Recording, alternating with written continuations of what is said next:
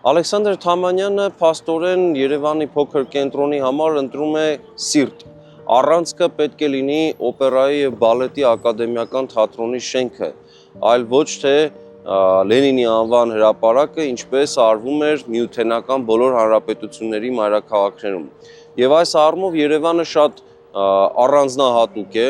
աչքի են կնում եւ առանձնանում է մյուս բոլոր հանրապետությունների մայրաքաղաքային այդ ենթակառուցվածքների տրամաբանությունից եւ ստացվում է, որ Երևանում ամեն ինչ սկսվում է եւ մյուս կողմից էլ ամեն ինչ ավարտվում է հենց օպերայի շենքի մոտ։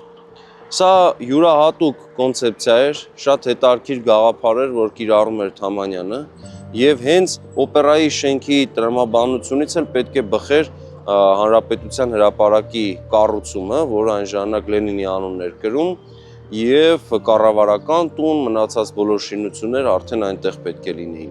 Տրամաբանությունը շատ պարզ է, մշակութակենտրոն քաղաքի գաղափարը տալիս էր քաղաքի ցանկացած բնակչի որոշակի էսթետիկական զգացողություն